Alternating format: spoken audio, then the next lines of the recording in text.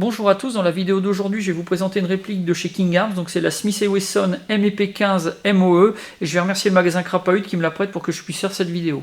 Alors pour ce qui est du packaging, quelque chose d'habituel chez King Arms, une boîte avec le dégradé de couleur, donc du rouge au noir, le logo du constructeur et puis on a également donc un autocollant avec dessus donc toutes les caractéristiques de la réplique et puis un dessin. Donc on va voir que la réplique tire des billes de 6 mm, le chargeur a une capacité de 360 billes, c'est une réplique électrique. La batterie qu'on va utiliser, une 1600 mAh, donc avec un voltage de 9,6, une batterie de type mini. Pour ce qui est du poids, 2,57 kg, donc quelque chose qui est quand même relativement léger. La longueur, 78 cm et demi et 87 cm une fois que vous aurez déplié la crosse complètement. Pour le canon, 36,8 cm. Et puis les matériaux utilisés, donc de l'aluminium et puis des polymères. Pour l'intérieur, vous avez une mousse pré-découpée, quelque chose qui est assez joli, en plus très sécurisant, donc c'est vraiment parfait donc, pour protéger la réplique. Alors pour ce qui est du pack, vous avez bien sûr la réplique, elle est livrée avec une tige de nettoyage débourrage, un chargeur, et puis donc plusieurs documents. Donc pour la notice, alors vous avez la notice principale, donc qui est généraliste, donc aux répliques de cette gamme, donc les M4 ou MEP15. Alors dessus vous avez, alors tout est en anglais, hein, vous avez des schémas, c'est quand même assez clair, c'est bien détaillé, donc pas de souci pour comprendre les manipulations de la réplique. Vous avez également deux feuilles volantes avec les manipulations spécifiques à ce modèle-ci, donc là avec les accessoires Magpul, donc quelque chose qui est bien fait. Pour ce qui est de ces feuilles volantes, elles sont rédigées en plusieurs langues, dont le français, donc avec tous ces documents, vous allez vraiment bien comprendre l'utilisation de la réplique. Alors pour ce qui est du chargeur, comme je le disais, chargeur en polymère, donc estampillé Magpul, conforme au modèle original, hein, PIMAG 30, donc là-dessus quelque chose qui est comme sur les vrais. Une molette qui est très discrète, mais bon, vous allez pouvoir manipuler assez facilement. Il y a une petite rainure, donc même avec des gants, on va pouvoir molleter sans souci. Pour ce qui est d'alimenter en billes, là par contre, il faut retirer les gants parce que vous voyez, c'est un clapet qui s'ouvre, assez difficilement quand même. Donc, il va pas falloir être équipé de gants pour pouvoir l'ouvrir. On charge ici, on mollette en dessous. Quelque chose de tout à fait classique en airsoft. Alors, pour ce qui est de la réplique, plusieurs parties en métal. Vous avez le canon externe, les organes de visée à l'avant, tout le corps, et puis également le tube de crosse. Pour tout le reste, ça va être du polymère. Donc la crosse, une crosse télescopique, fonctionnement classique, hein. Vous avez le bouton de verrouillage qui se trouve ici. Donc là, ça vous permet de positionner la crosse donc à la longueur que vous voulez. Vous avez la plaque de couche qui est en caoutchouc, donc là c'est pareil, hein, c'est parfait, un peu antidérapant, pas mal fait comme système, vous allez pouvoir épauler donc assez facilement. Il y a un léger jeu, mais c'est franchement très léger, donc la crosse va bien coulisser, mais ça va pas être trop flagrant, ça va pas être très gênant quand même, trop désagréable on va dire quand vous allez épauler la réplique. Vous avez également ici un trou pour pouvoir passer un anneau ou un fil, un montage en paracorde éventuellement, et puis également donc deux passages pour des sangles. Donc ça c'est quand même bien étudié.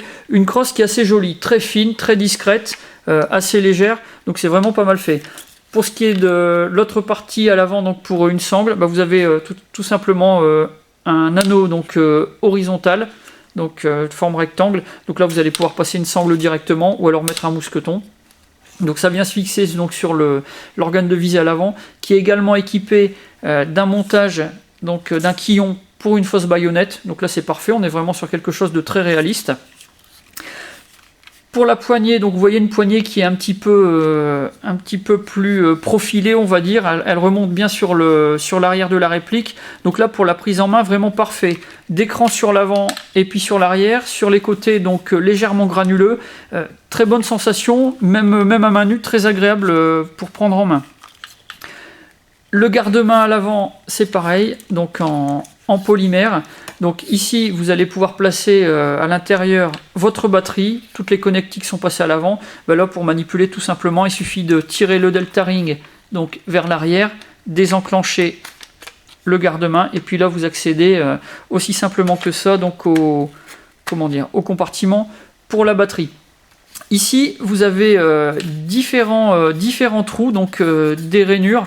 Donc tout ça, ça va vous permettre éventuellement de pouvoir installer des accessoires. Donc Magpool fabrique également pour pouvoir placer du matériel supplémentaire. Donc là, vous voyez, vous avez un garde-main qui n'est pas équipé de rails d'interface, mais vous allez pouvoir monter soit des rails d'interface, soit des petits équipements spécifiques, des fixations de lampes ou d'autres choses. Il y a vraiment beaucoup de choses. Hein. Là-dessus, Magpool a sorti une gamme d'accessoires qui est franchement pas mal, spécifique à ce type de garde-main. Donc ce genre de garde-main qui est bien profilé ne vous empêche pas de pouvoir équiper plus tard la réplique en achetant les adaptateurs qui sont prévus pour. Pour ce qui est du corps de la réplique, donc un corps basé sur l'architecture des M16 hein, ou des M4, tout à fait classique. Le sélecteur de tir 3 positions qui se trouve ici. Là, donc le bouton pour l'arrêtoir de culasse qui va servir à refermer plus tard la trappe, on va le voir après. Pour ce qui est des marquages, c'est gravé dans la masse. Fidèle au modèle original, placé aux bons endroits, donc là-dessus, pas de faute de goût, c'est très réaliste, c'est vraiment nickel.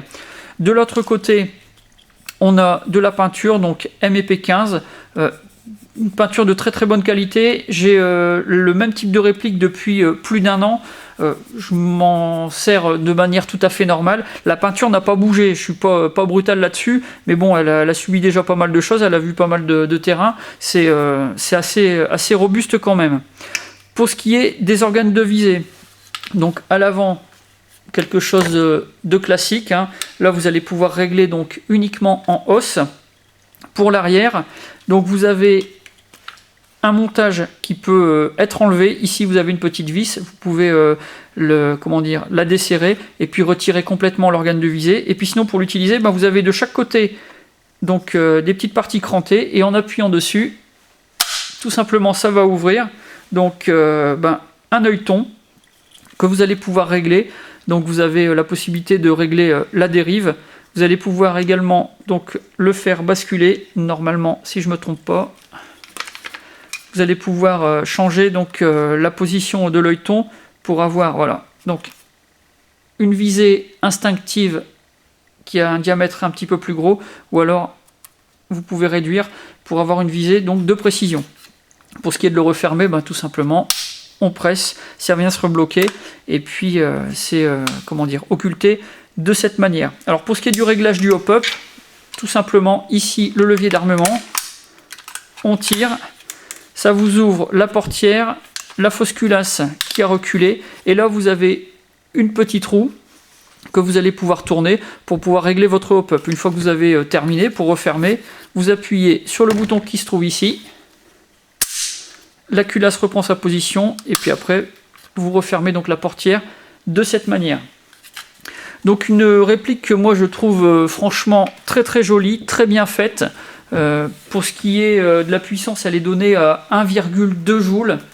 Donc on tourne, moi la mienne qui avait les mêmes équipements tournait en sortie de boîte à 380 fps il me semble. Donc ça nécessite quand même un petit downgrade pour pouvoir être utilisé dans toutes les associations ou sur tous les terrains. Néanmoins, à la base, elle a quand même une puissance qui n'est pas si excessive que ça. Donc voilà pour la présentation donc, de cette Smith & Wesson MEP15 en version Magpool avec tous ses accessoires. Une belle réplique. Pour les informations techniques, je vais vous mettre le lien donc, de la fiche descriptive de chez Crapahutt dans la description. Comme ça, vous pourrez avoir accès directement à la fiche de cette réplique. Si vous avez des questions, comme d'habitude, la partie commentaires, la boîte de réception ou alors directement avec Crapahutt, ils pourront vous renseigner également. Et puis sinon, je vais faire comme d'habitude, je vais vous dire à bientôt pour d'autres vidéos.